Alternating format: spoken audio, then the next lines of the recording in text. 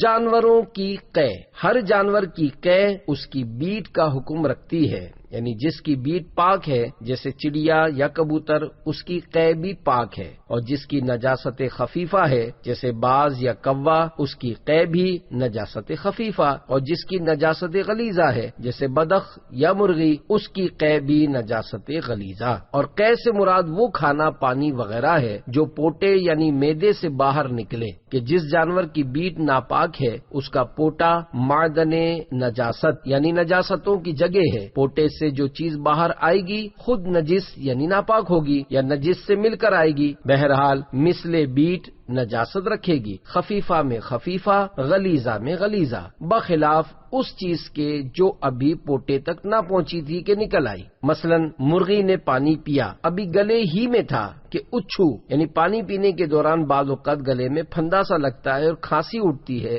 اس کو اچھو لگنا کہتے ہیں، تو اچھو لگا اور نکل گیا، یہ پانی بیٹ کا حکم نہ رکھے گا، لِأَنَّهُ مَسْتَحَالَ إِلَى نَجَاسَةٍ وَلَا لَاقَى مَحَلَّهَا، یعنی کیونکہ اس نے نجاست میں حلول نہیں کیا یعنی مکس نہ ہوا اور نہ ہی نجاست کی جگہ سے ملا، بلکہ اسے سور یعنی جھوٹے کا حکم دیا جائے گا کہ اس کے منہ سے مل کر آیا ہے۔ اس جانور کا جھوٹا نجاست غلیظہ یا خفیفہ یا مشکوک یا مکروہ یا طاہر یعنی پاک جیسا ہوگا ویسا ہی اس چیز کو حکم دیا جائے گا جو معدے تک پہنچنے سے پہلے باہر آئی۔ جو مرغی چھوٹی پھرے اس کا جھوٹا مکروہ ہے، یہ پانی بھی مکروہ ہوگا، اور پوٹے یعنی معدے میں پہنچ کر آتا تو نجاست غلیظہ ہوتا۔